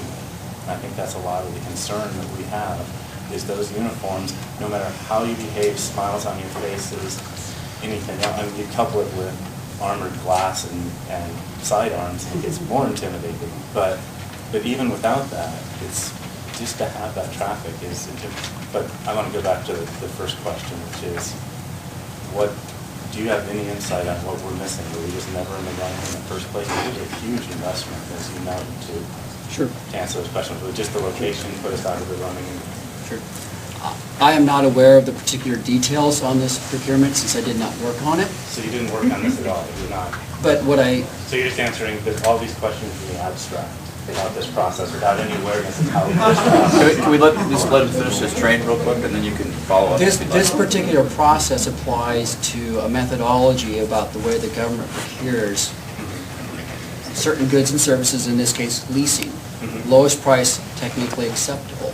Sets out a parameter about which those needs are derived and expressed in a solicitation, and those responses to that. What I can tell you in checking with the leasing specialist and the contracting officer that did sign the lease is that there was a great deal of dialogue. How the determination was made for a positive response or a non-responsive response has already been done. And there is an ability for an unsuccessful offeror to request certain information about what happened in their process. I think that you can appreciate that, like any trade secret, leasing space, there are certain portions about how an offeror derives their price, regardless of whether or not it's leased space or that in an existing building or new construction, is something that you do not want to be sharing with the general public. So there are provisions in place to protect you, like any other offeror on any procurement with the federal government, that we, the federal government, are not going to divulge your trade secrets of how you responded to a solicitation. What I would suggest, though, and do offer, is that if you still have questions regarding your offer that were not answered adequately, please contact us and we can look into that some more.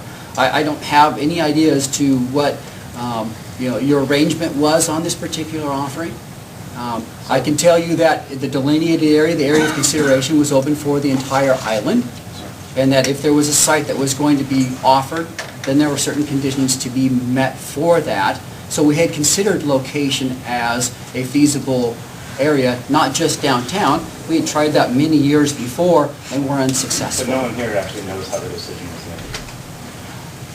True. So what I try to be able to convey is the process around which the government goes through. Well, it's a methodology for that, and that methodology remains the same for all procurements. So rather than being able to say, well, your site, because it was too far outside, is not a consideration in that decision, because it was already included when we started the procurement and looked at the area consideration that delineated the area to look into to house the need. So that was already established and set. The rest of it is how we go through and make the decision about, what offeror is successful. So, I mean, yes, I do talk about it in the abstract here because there's part of the process that I cannot divulge specifically and relative to your offer versus another offeror. But the process itself, the steps we walk through in order to get there, is something that the government has the opportunity. Please let me finish. Thank you. The government has the opportunity to be able to educate the public on what that process looks like. Certainly can. Am I ready to talk about that now today? Certainly could. Was it part of what we were anticipating wanting to do today, as far as being able to convey that to the public? Absolutely not.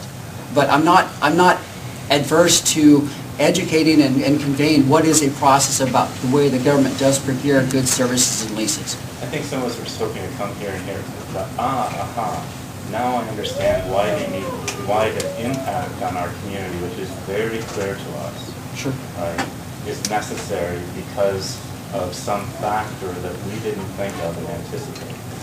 I think, if I mean, I don't know that how many people I speak for myself. That's what I was hoping to hear.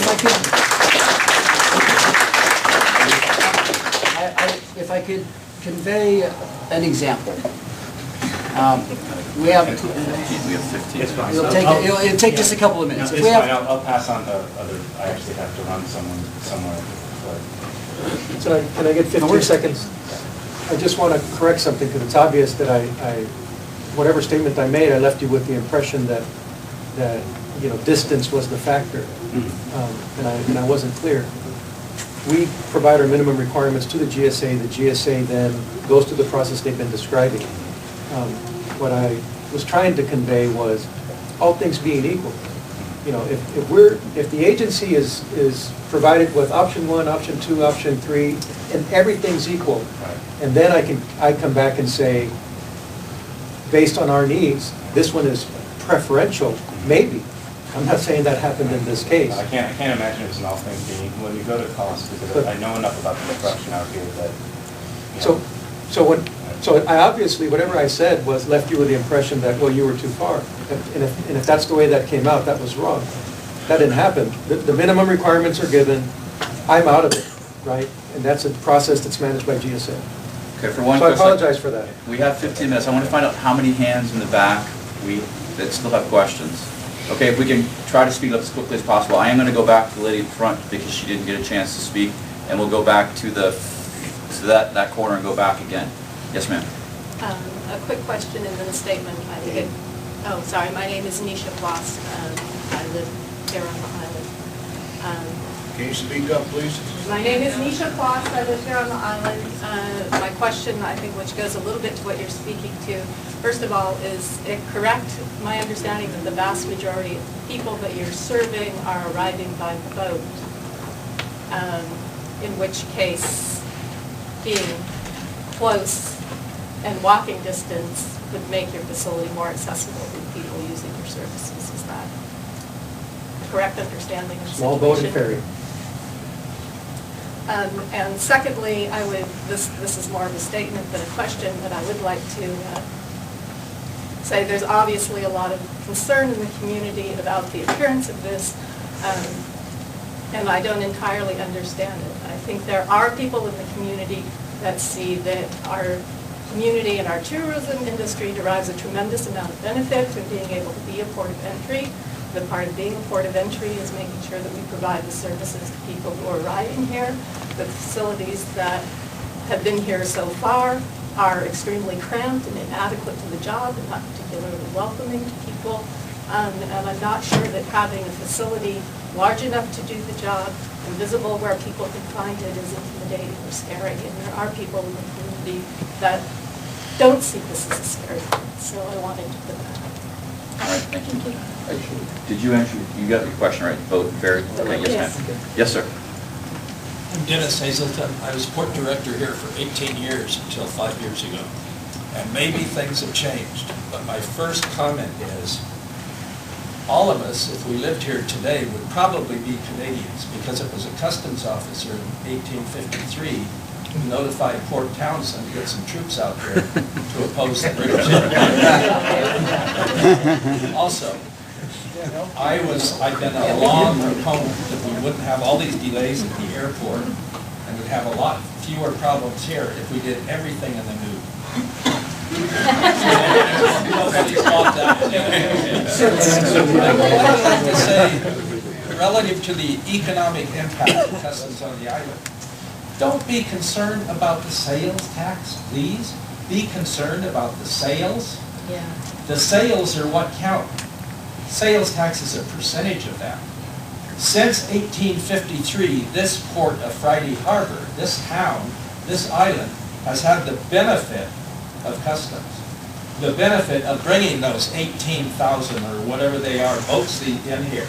And those people send their kids to the theaters, they go and they buy dinner, they stay in the hotels, the people, those people on those boats coming into this country through this port bring a lot of money and sales into this island.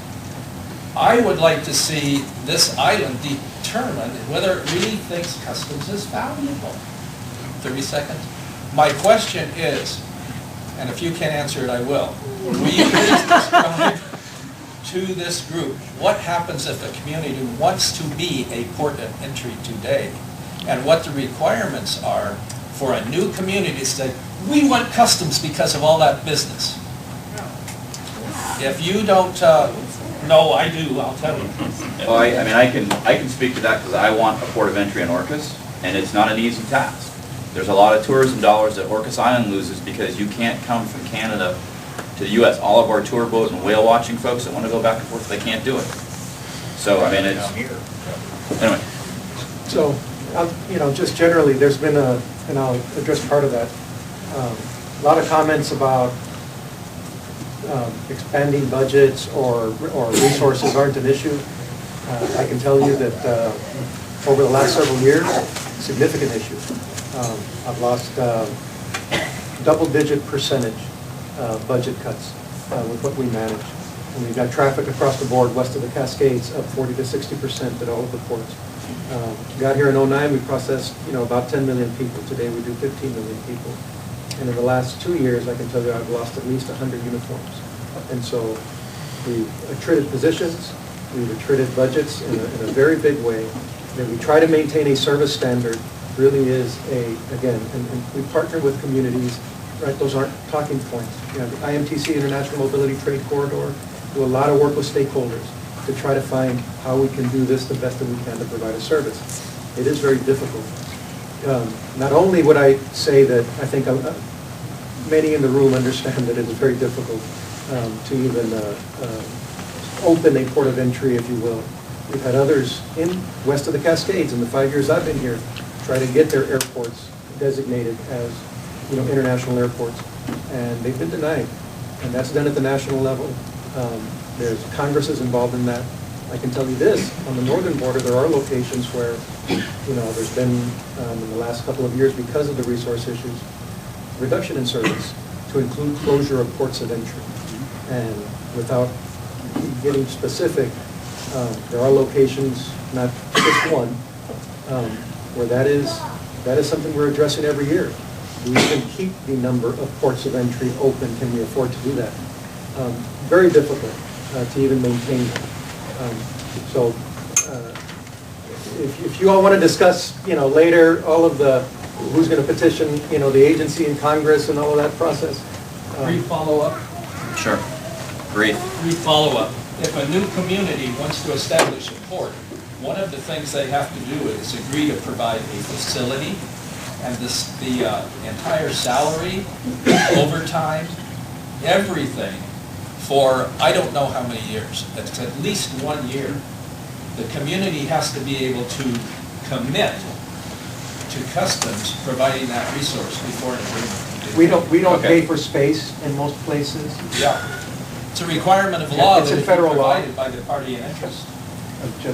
Okay, so again, everyone, thank you for your patience. I'm going to, the folks standing in the back, I'm going to do you guys look up, are there any questions there? Yes, sir? Hi, I'm Dan Sean, I own Westwind Aviation here in Friday Harbor. Can you speak up a little bit, sorry? I own Westwind Aviation and here in Friday Harbor, and I use the customs on a regular basis, and I appreciate you guys doing your jobs. And I don't think that the people that are opposed to the location are necessarily saying that we're opposed to customs and protection boards or our federal government. At least for myself. That's not at all what we're saying. What we're saying is that it's a totally inappropriate location for our tiny little quaint Friday Harbor town that thrives on people coming to Friday Harbor to feel like they're in a small community and have fun meeting the people that work there and pop into some storefronts and say hi and all that. And you know, for myself, I utilize the service of customs on a regular basis as a pilot flying all around.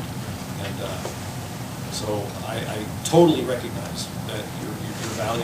And if it wasn't for what they did, I wouldn't be able to do my job and put food on my kids' table. So I somewhat resent the accusation that people that are opposed to the location are therefore opposed to customs or whatnot. And I just don't appreciate that because it's untrue for most of us. So at least it's untrue for me. Statement or question? Is there a question? So my question would be, is there any, I mean, I guess there's all of the answers, not really. You guys have said that's a done deal, there's nothing the town can do about it. I guess I would just ask you a question, this would be my question. Would you please in the future, at any other towns, any other places that you're going to, consider on a federal level, maybe communicating with the people that live in the towns that you're going to before you start really narrowing in on one spot that's going to be especially in the heart of your little quaint town? Thank you. Okay, anyone else in the back corner? Am I enough then with Well, no, that? it was just the group in the standing, I'm gonna go the next row, I'll get to you though, I Okay. promise. Sir, with the hat. No question, anything else in that next fourth row back that's sitting? Okay, yes, ma'am.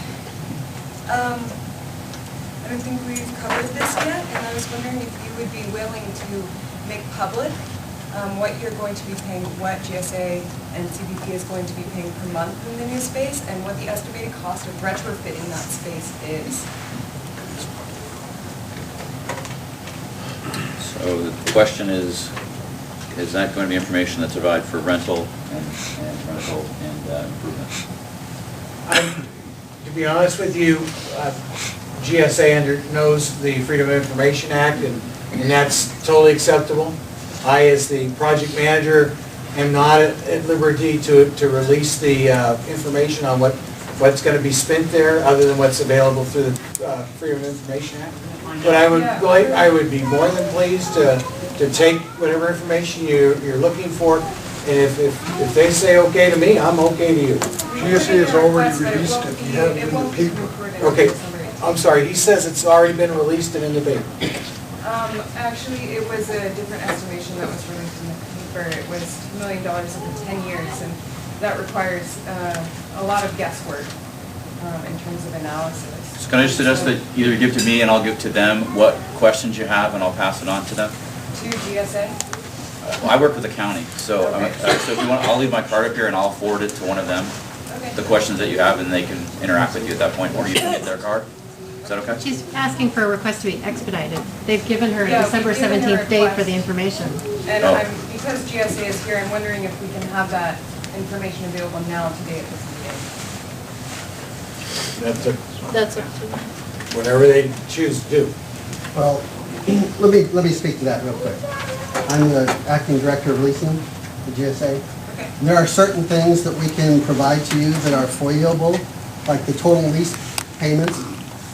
And Jim had mentioned earlier that there are trade secrets, essentially, when people make offers to us. They sometimes, especially in large markets, they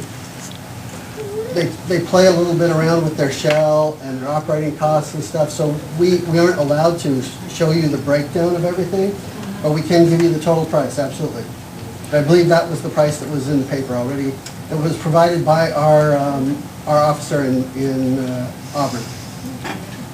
And I also, I want to urge everyone that's here to write your representatives and ask for a process in which GSA has to approach the public about where they're going to put, where they're going to make these lease agreements. We've got to ask our representatives for a public process, for a new process that works for everyone. Okay, great. So still moving this direction? Yes, sir. Oh, go ahead.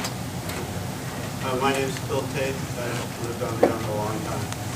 My question is for, and I'm sorry I forgot your name, sir, the GSA representative. Jim Coppell. Jim. First question, you've worked with GSA for a long time. How long? I have been employed with them for the last 10 years. I've been working with GSA since 1995. And in this type of process? Since 1995. Okay. So my second question then is, in your experience of doing these procurements, et cetera, and my language may not be correct, have you ever experienced a situation that was reversed? That the process is, another question, let me rephrase this. Is there a process in place, is there a way to, a process that a community can approach GSA and ask them to reverse their process or go through a reversal? And if there is, have you ever seen it happen?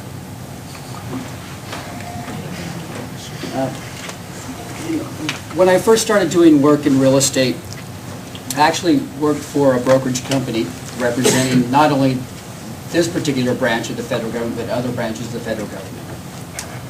So I've come to realize that anything in life is possible. What is the likelihood? And I think that's what your real question is what is the likelihood that the community could influence a decision that has already been made?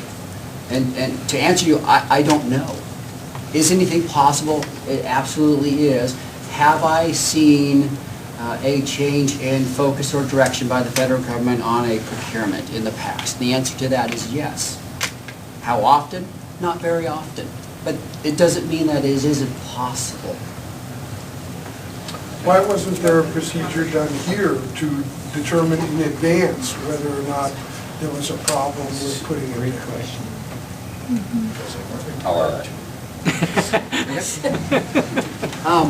Like any activity that occurs within the federal government, you know, there are certain things we know and certain things we don't know. For this particular procurement, having been long-standing, there have been often many times over the last 10 years of trying to find a permanent home for CBP. And that has been met with a lot of interaction with people in the community to try and find an office space for them. So I think it has been aware. The question is has it been aware enough to where there's been enough public awareness so that they could say, we have a say in this? And that's a question I don't know.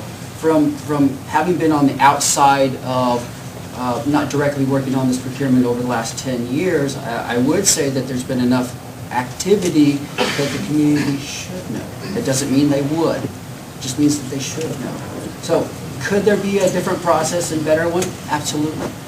Was there one for this one? I believe there was enough community involvement to have an understanding of what was necessary. Okay. Hold on, we're really at our time, so I want to get a couple more questions in.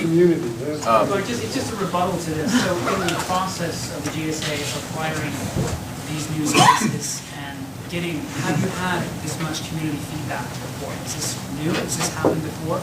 And will this have an impact on future acquisitions? Excuse me, name please? No, Anderson. Thank you. So the answer to that is yes, there has been this type of community feedback before on other procurements, and GSA has done very similar community meetings with regards to this response. Does it impact our ability to move forward on other procurements? It certainly makes us aware of that or reaffirms that awareness. So yes, it does have an impact. Okay. Yes, sir. My name's Joe Schultz, and I live here on the island too. And, you know, I just find it incredible. If you had said, I'm going to pick out the most iconic building in Friday Harbor and try to rent it, you managed to do it. In a town that doesn't have a whole lot of retail space. I mean, there's smaller places, to be sure, which may not have met your conditions, but that's one of the bigger retail floors in town that you've taken. It's not just another little store. It's one of the biggest when you consider, especially that it has a second floor to it. So I'm a little surprised at the willingness to just scarf that up when there were other buildings on the island. And since by your own statements today, you're responsible for the entire island, it didn't have to be in downtown Friday Harbor. And I just think a loss of retail space of that magnitude is something to be considered, especially when it's right, I mean, it's right there. And surely you can see that too. I mean, you may not be willing to talk to us about it today, but that is the truth. And all you had, if you were looking on this island for 10 years for the proper place to come along, give me a break. In 10 years, that could have been found that would not have impacted Main Street.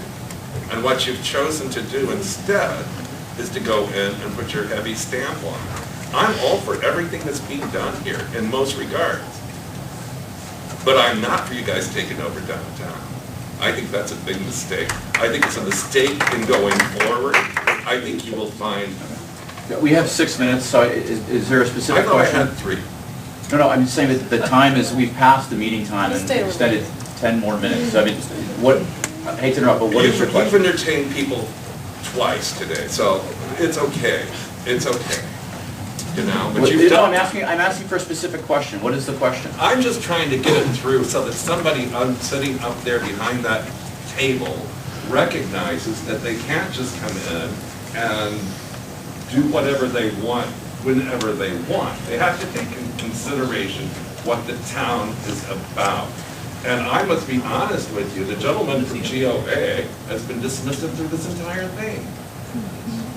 And I am amazed that we bother having this meeting because there is clearly no interest in seeing anything happen except for a lot of people to get together and then get tired and go home and forget the whole thing. Here.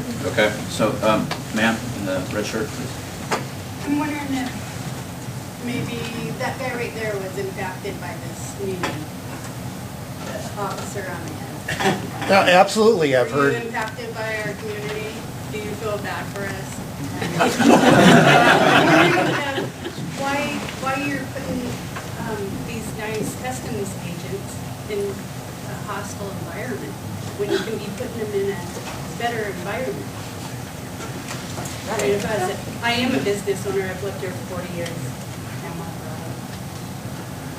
I would never put my employees in a hostile environment when I could be putting them in a better environment. But I'm wondering if, like, maybe the guy on the end was impacted by this. Well, for outreach, this is what we do at our level. I mean, we're assistant area port directors, have my boss, Mr. Alvarez, here. You know, we come out to answer questions about our operations. As far as facilities, we don't have that. But I look forward to coming out and listening to the issues of the community. I go out to the tribal areas and do a lot of speaking. I go up to Canada, do a lot of outreach out there, so. Did we affect you? Do you feel bad for us?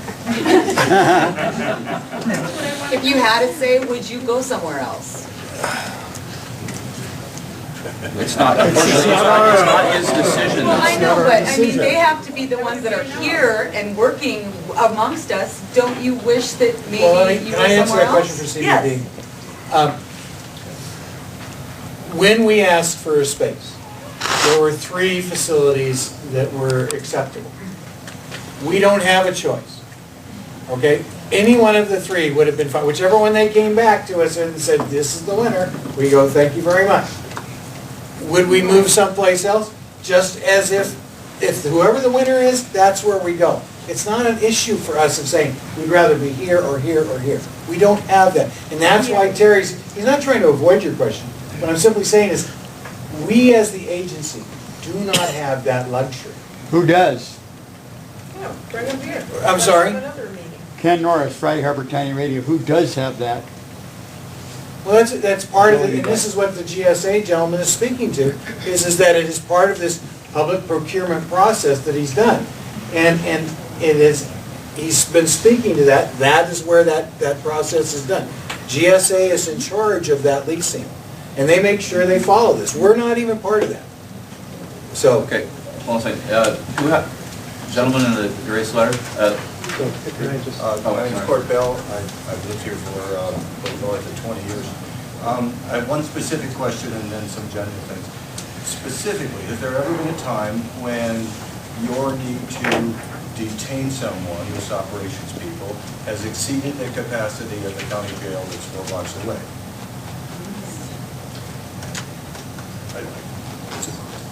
Has there ever been that anybody knows of? I don't know. I mean, I could envision it, but I don't know if it's happened. Early in the meeting, we discussed detentions and standard, and all I can say is CBP can't use jail facilities that don't meet the federal detention standard, right?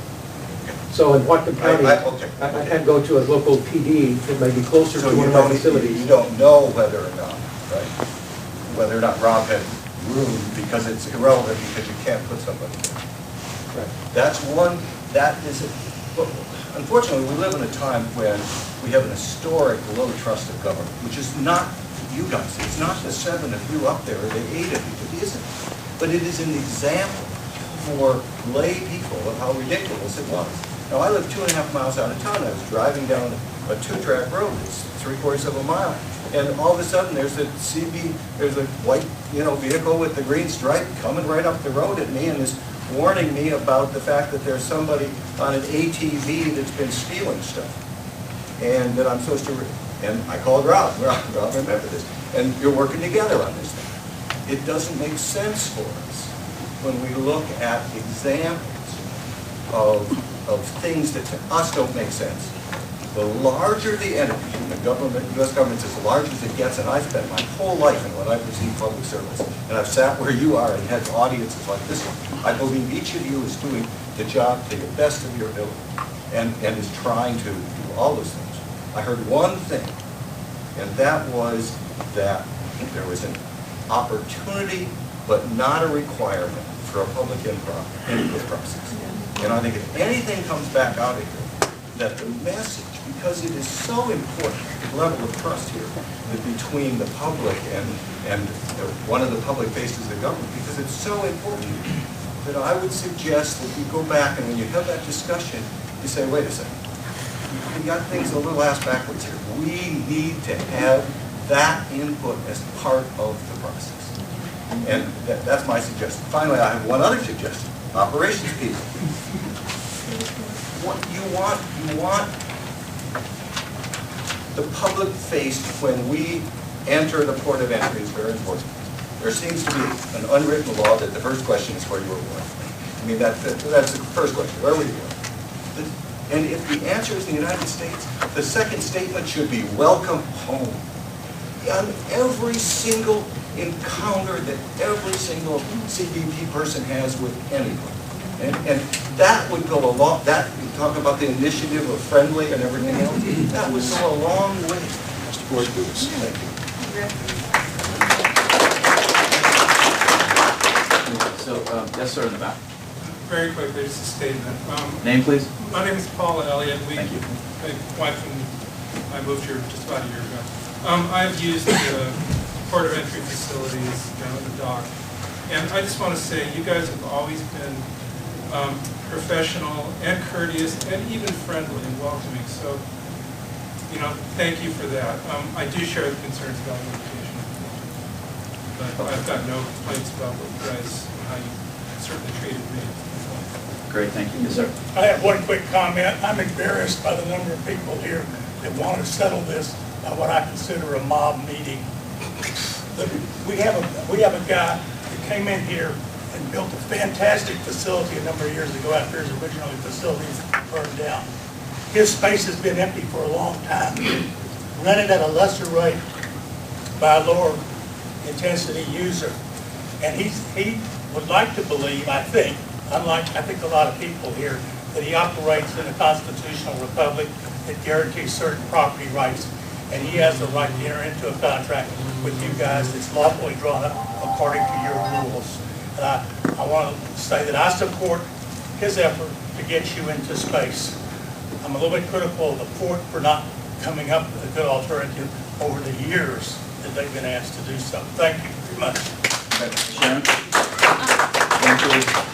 I just want to say, you guys have always been friendly, always answered the questions, and your space is absolutely ridiculous. I think you have file cabinets from the 1930s.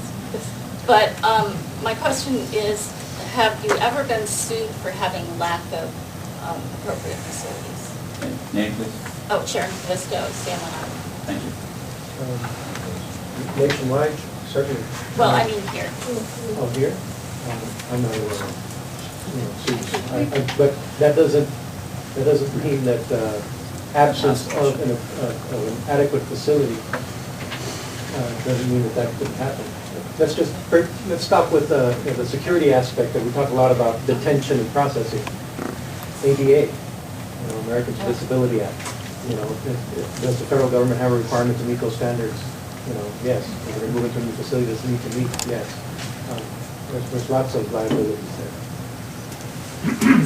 Barbara Merritt, Port of Friday Harbor Commissioner.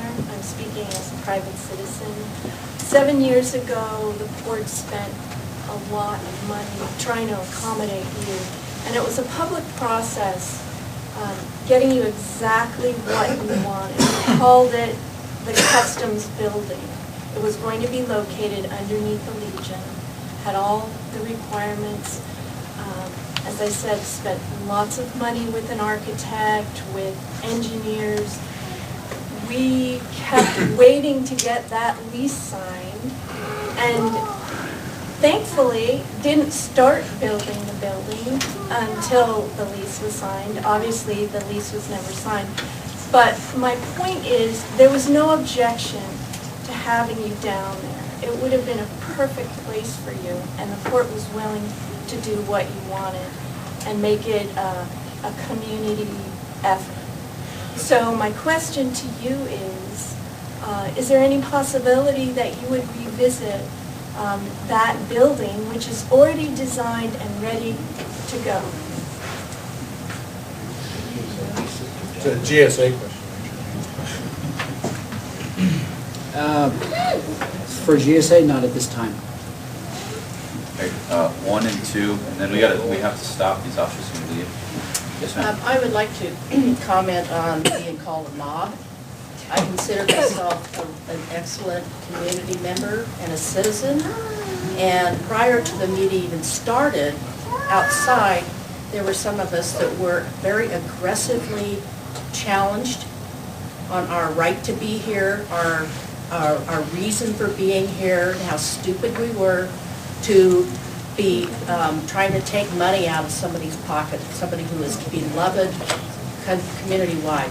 I would like to say I was raised, and we raised our children to participate.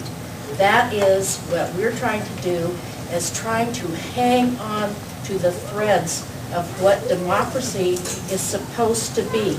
And to be attacked and called names and to be belittled for being a very polite, civil group is out of bounds, and I don't appreciate it. It's offensive. I apologize, I was not aware of that. If I was aware of it, I would have stopped it. And I apologize about that. I was in here, not outside, so thank you for coming and participating. Last question. With regards to Mr. Hall's statement earlier, a few minutes ago, about the mob and property rights, I want to state that, first of all, with property rights come responsibilities. And some of those responsibilities are to the community, to the environment, and to other areas of our social welfare. But I think that it's clear that most of the people in this room appreciate what Customs and Border Patrol does, understands your mandate. The bottom line here is that a public procurement process was not public. Okay? So you can call it a public procurement process, but there was no public involved here. And that's why we are all here, I think. I'm certainly here because, not because of what you guys do, because there's a lot of people here that have a lot of interactions with you and you seem to do it well. I don't personally have a lot of interaction with you, but it's why in the retail core of our town, period. That's it, right there, and the fact that it was not a public process. First of all, I'd like to thank all of you for being here. It is important to me to have you here to hear your feedback, so thank you very much. I hope this went okay. I also want to thank, this is obviously a very sensitive issue for this community, but I also want to thank Border Patrol and CSA for coming out here to